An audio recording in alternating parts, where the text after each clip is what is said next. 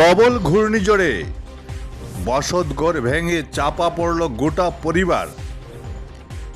গত বুধবার রাতে গভীর রাতে ঘূর্ণিঝড়ে বসতঘর ভেঙে চাপা পড়লেন পরিবারের সদস্যরা।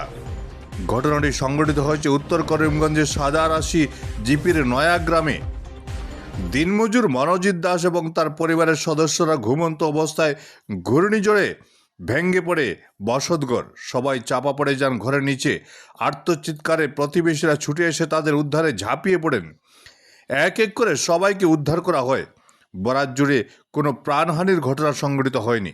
Bureau report, Barak vision. আমার এখন ঘর দরজা দেওয়ার বা ওই তো দেওয়া আমার ওলা দেন অবস্থা খারাপ। এখন আমি একার অবস্থা খারাপ, আমার এখন রবিবার ও এক পাড়ার জায়গা নাই।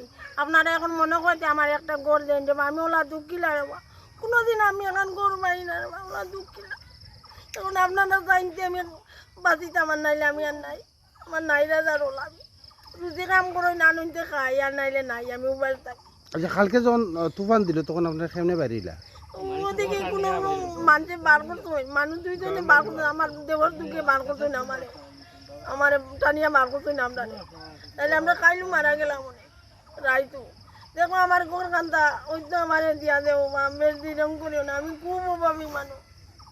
এখন যেন আমি খরচ খাইতাম আমার এখন একটা টাকা নাই, ওলা আমি অবস্থা সব নষ্ট হয়ে গেছে। কি আমি এক বিকারি নেবো না, এখন সব তো আমার বাগের সব বাইন গেছে, কিচ্ছু নাই আমার। কাপড় চুপড়ি তাকে নতুন মানে উঠে আনিছে কি, আমি মানুষের বাড়ি থেকে কাপড় কুচি আনি লাগাই আর বললাম আমার কালকের তুফানে যেটা পড়ছে আমরা কাছে খুব লজ্জাজনক। বর্তমান যুগে এরকম গড় নাই। এই গড়টা যে পড়ছে, এরা যে বাইরে হয়েছে গড় থেকে উপরওয়ালার কৃপায়, ওরা তো নিজে বাইরে হইতে পারছে না। গ্রামের লোক আসিয়া, আশপাশের লোকেরা আসিয়া ওরা ঠান্নিয়া উনিয়া বাইর করছে। এরা যে মানুষ দিনমজুর বলতে দরিদ্র বললেও তো লজ্জা লাগে, মহা দরিদ্র। ওরা আনলে খাইব, এখন মনে হয় না ওদের কাছে 5 টাকা আছে নগদ বলিয়া।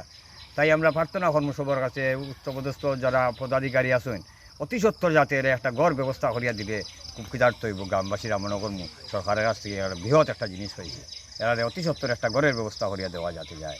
আর ওরা খাওয়া দাওয়ার যা ব্যবস্থা, একদম পয়সা নাই, আমরা গ্রামবাসীরা কিছু কালেকশন করিয়া আপাতত তারা খাওয়া দাওয়ার ব্যবস্থার এক লাইন করিয়া আমরা দিয়ে দেব।